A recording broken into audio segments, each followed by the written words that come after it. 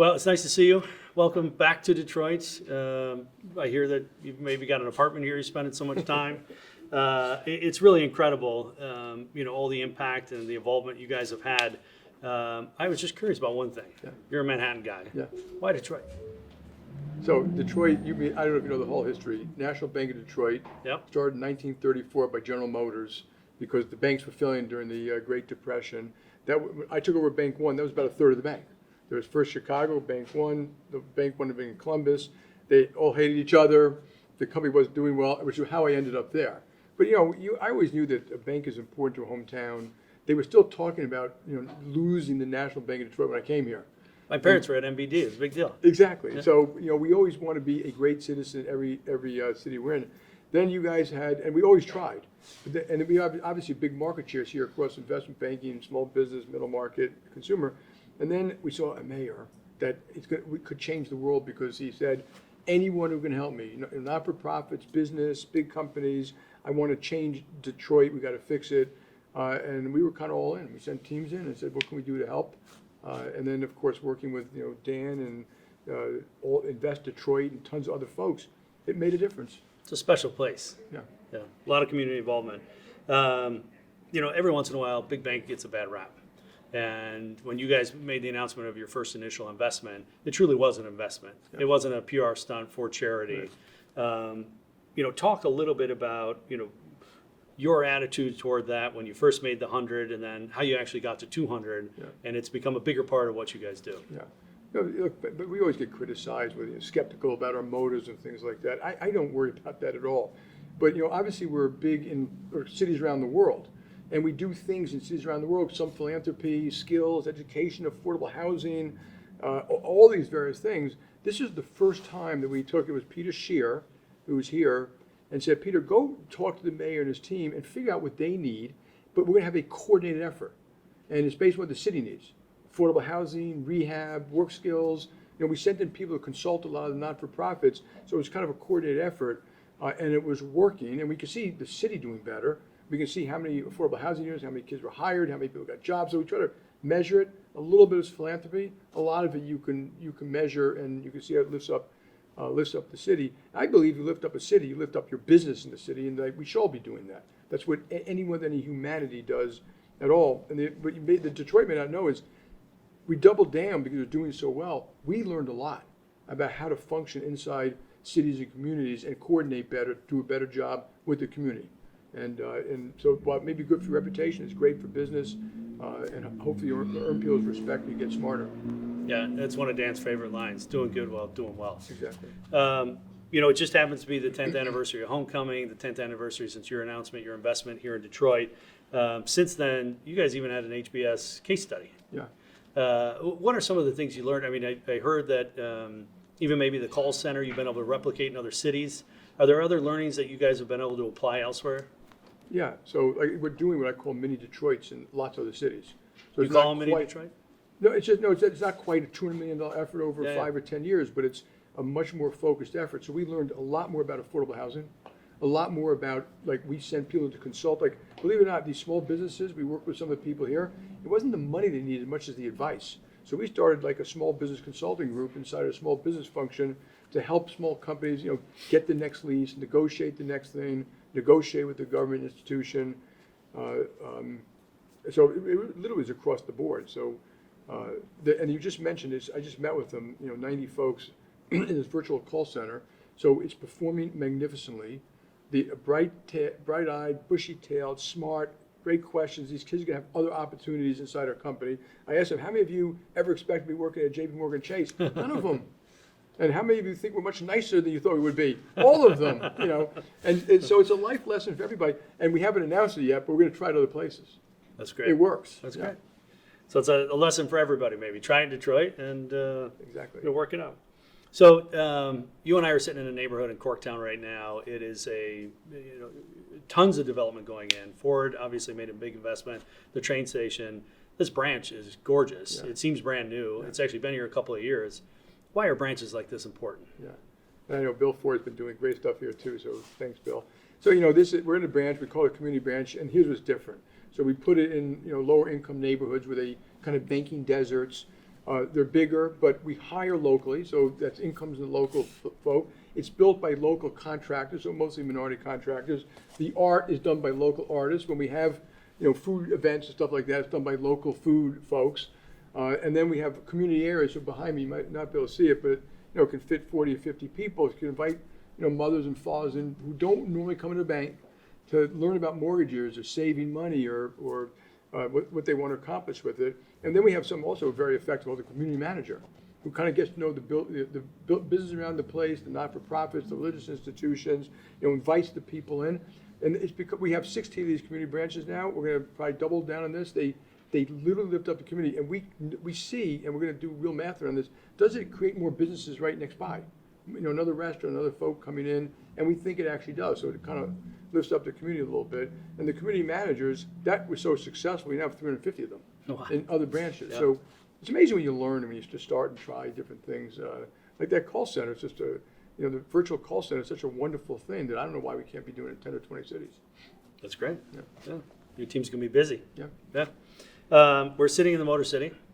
Right now, as you know, there's a huge movement to electric vehicles. Maybe one of the most capital-intensive transitions we've seen in our time. Yeah. From a financial institution, how are you guys looking at that? From either an investment standpoint or just what your economists are telling you on, the future of mobility and what that could look like. Yeah. Well, I mean, first of all, I'd love to see all the Detroit companies thrive and be winners in this, and I think they will be. I think it's hard. It's a complete change of supply chains and scientists and engineering, things like that. It's going to happen over time, and so it's not like it's going to happen overnight in terms of reducing CO2, but I think the companies here are catching up and will build some great EV cars. Yeah, I agree. Yeah. Wall Street's putting a little too much pressure on them maybe, but it'll come. Yeah, I would give anyone advice when Wall Street puts pressure, do the right thing to the company and explain it to Wall Street. Yeah. We look at our job as supporting these companies in the transition and helping them through it, in any way we can. Sometimes it's, our money, other times it's our advice, sometimes it's, something they acquire that makes it easy for them to accomplish what they want. Yeah. Speaking of the economy, it's been, I've talked to a lot of CEOs that have said it's been kind of a strange year. Not all the signs are telling the same story right now.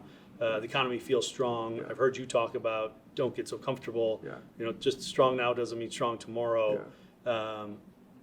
Recession is a term some people are using. I've heard you say it a couple of times. Where's your head right now? Yeah.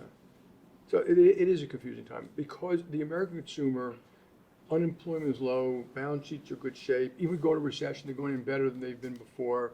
Home prices pretty much been going up for 15 years. Asset prices. It can just keep going like that, right? No, that's the issue.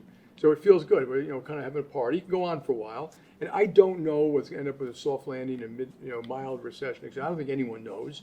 But when you look at the future, there are two things out there you just have to put in the back of your mind that are unpredictable, potentially troublesome. And when I say troublesome, I mean more than normal. Mm-hmm. So we've had mild recessions, we've had mild inflation. I'd put that almost in the normal category.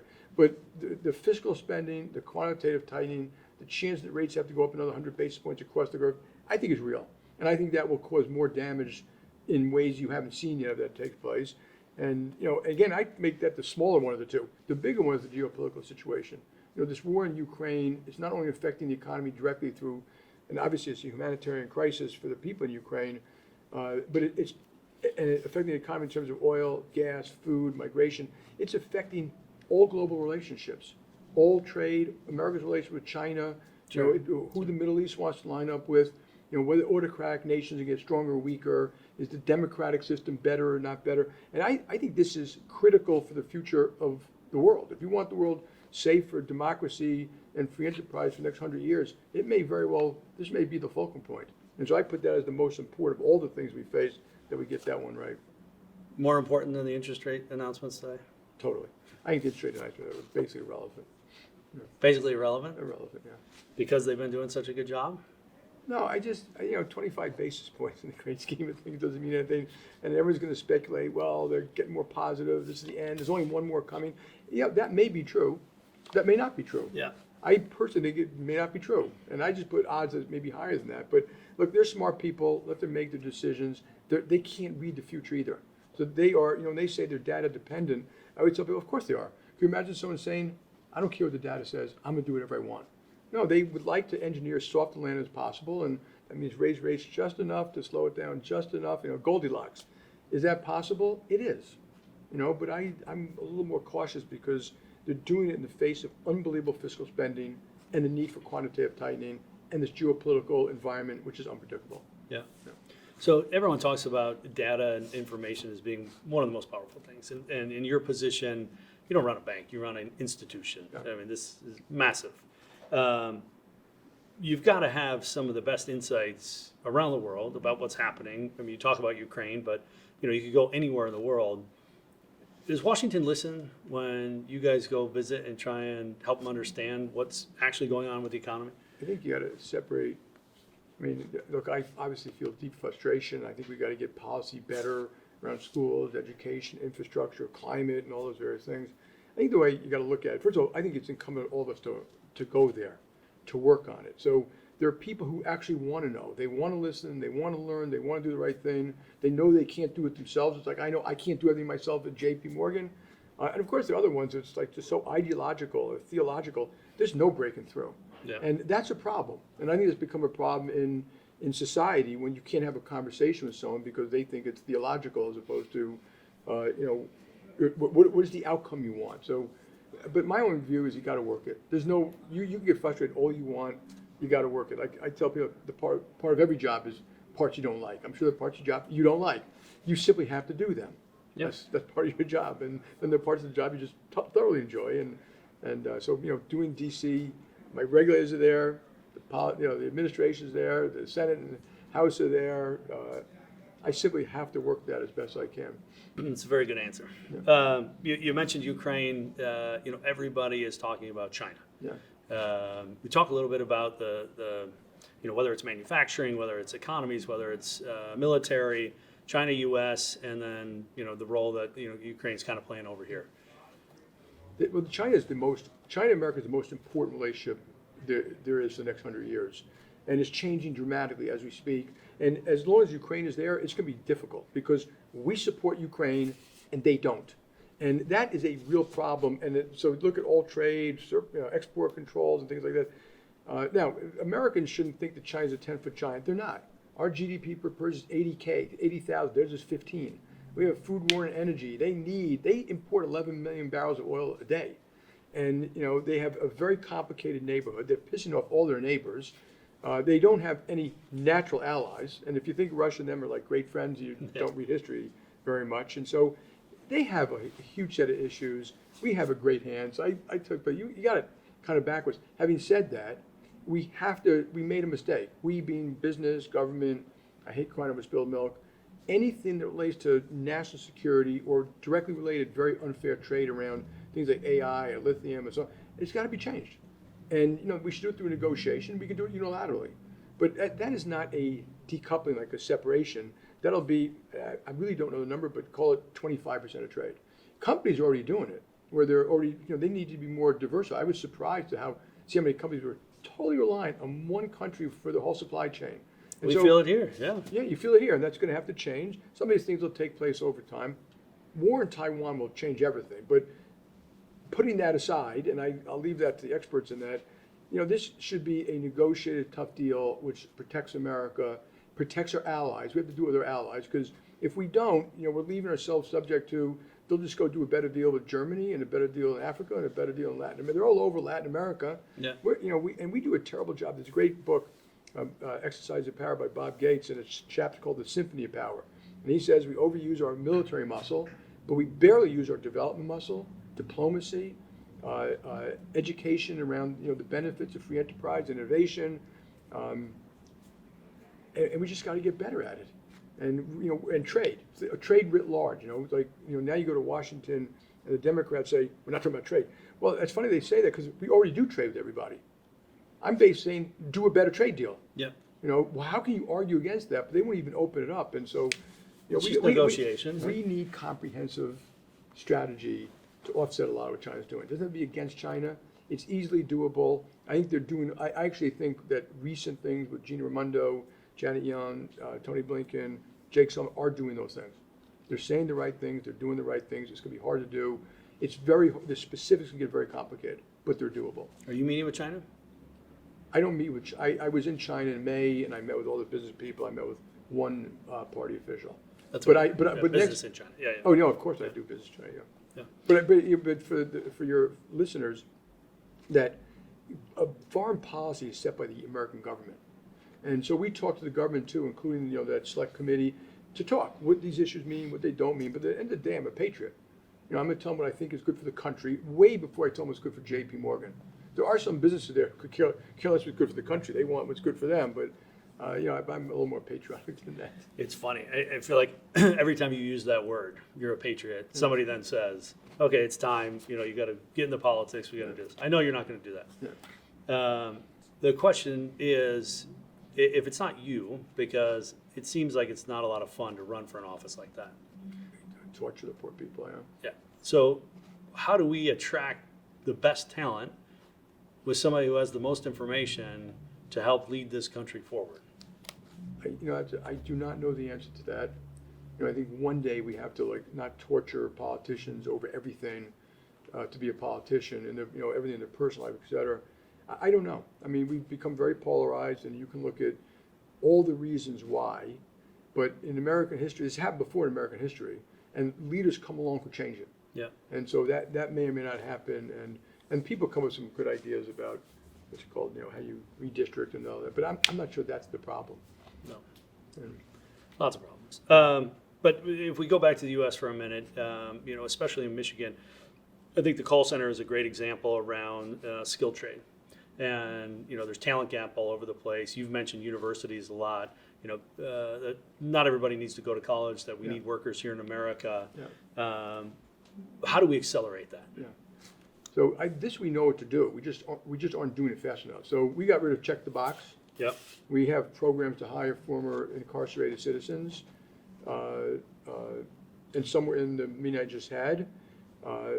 And the jobs are about skills, and so I think, I'm not saying college is a bad thing, it's a good thing, but we got rid of college degree required on a lot of jobs. It wasn't required.